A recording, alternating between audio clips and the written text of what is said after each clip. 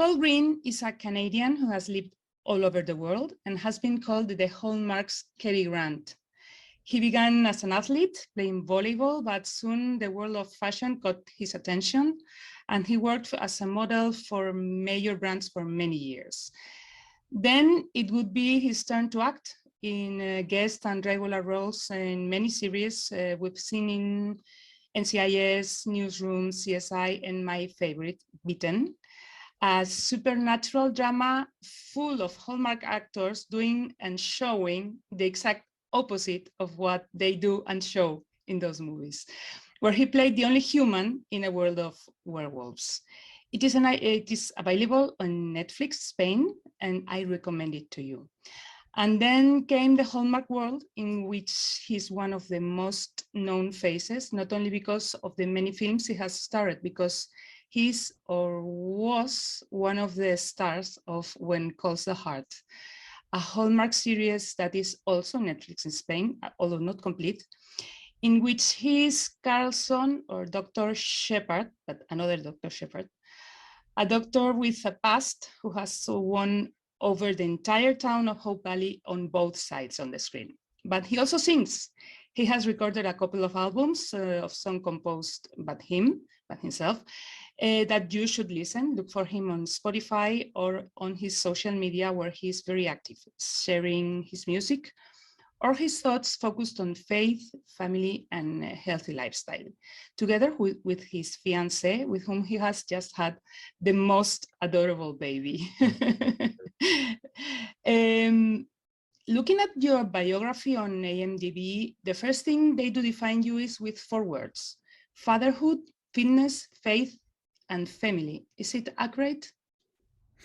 Yeah, I mean, fatherhood and family are very similar to me, but like family, I've always been fatherhood, faith, and fitness. Yeah, those are that's a definitely a priority for me. Is always making decisions based around my family, and is what I'm doing good for strengthening my relationships within my family.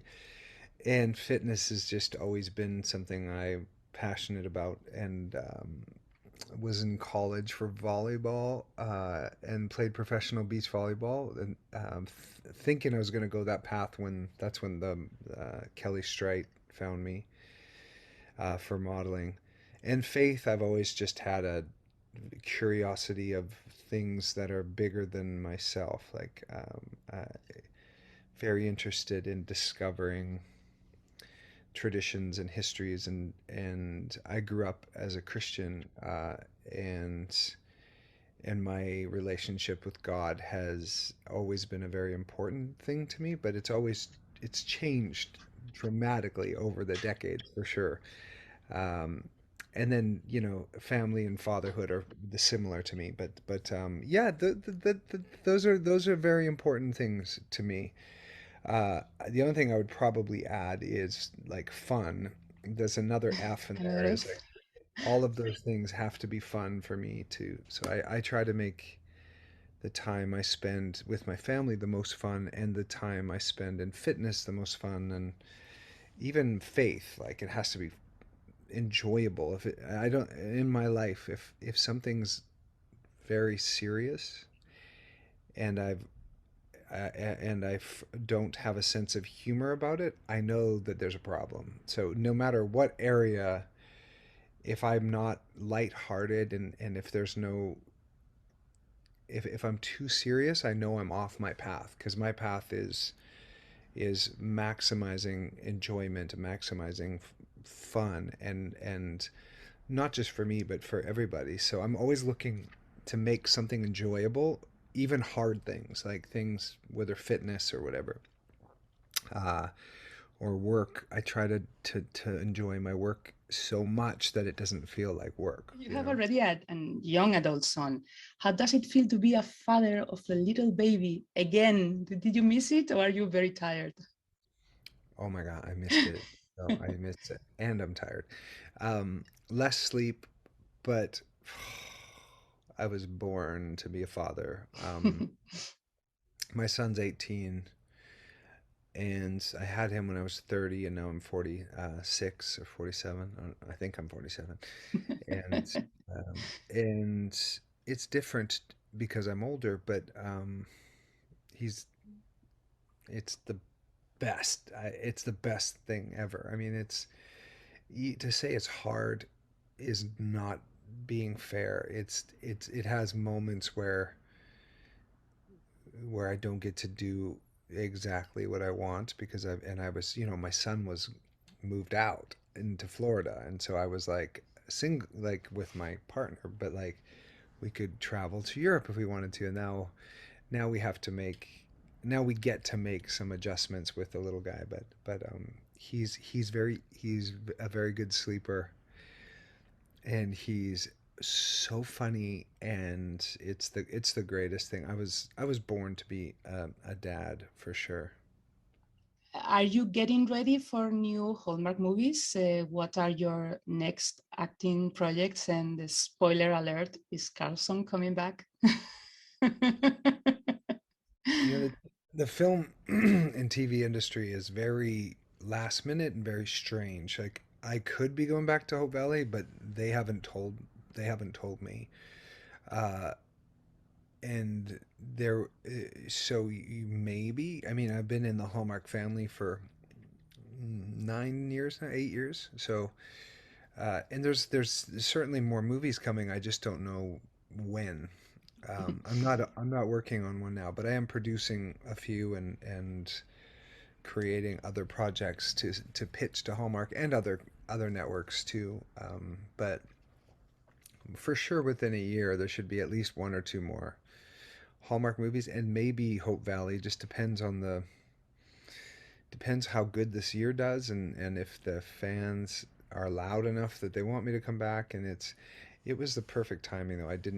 I was home with my wife and baby, or while she was pregnant, and if I had gone to Vancouver to film One Calls the Heart, I wouldn't have been with her during her pregnancy. So it was the perfect situation.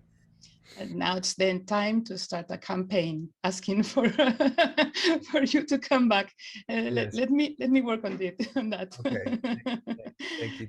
That would be cool. I enjoy the uh, to to be that both of them are great. The movies I find are more creative for me though, because there's more challenges to do. The When Calls a Heart such a big cast that some weeks you're only working 1 or 2 days, whereas when you do a movie you're working every day and sometimes 16 hours a day, 12 hours usually. But and I prefer to be working. I'm not very good at waiting around, but when I wait around I just play music and make albums and record. So I found a way to enjoy my time off. But who knows? Who know the future is so bright that I have to wear sunglasses. Would you ever leave acting for your music? Do you plan to go on tour with your music soon? No, I don't want to be touring in the hotels. I did that when I was modeling in my 20s, and I was living in a different city every day, and I hated it. Like I love the traveling, but there's no quality of life. I would do small tours, like I would do maybe cities, like a few, 3 or 4 a year, if there was a big enough demand for it, but not like a. But who knows if there's one of the songs became a hit and there was a demand for it, I would find a way, but I wouldn't want to give up acting. I love acting so much. I'm finding a way to do both at the same time, where there'll be a movie or a TV show where my character is also a musician and a writer, and that I can do both, and then the audience will like the music. Well, When Calls a Heart, there was a song I wrote that became one of my songs, Waves of Time. Have you heard it? Yeah, Yeah, have you heard that song? yeah. So have you been to any of my live concerts? Online, Live, yeah. yeah. I've been. Yeah, of course. Okay, good. So on those, and what's your username on there? Because I usually recognize people because I try to say hi to everybody. I'm always Raquel Cine, Hmm. for Racalfine. Raquel Cine with a Z. Okay. like magazine. Well, I'll look for you then. Okay. Because on there, I perform a lot of the songs, but also on Wind Calls a Heart last year, my character Carson wrote a song for Oh, Faith, Faith. and Faith. I turned that one into a song. Oh, On he's crying. yeah. Do you need That's do you need to that's what go they. to No, attend my him? wife, my Okay. Kate's Okay. with him. Okay.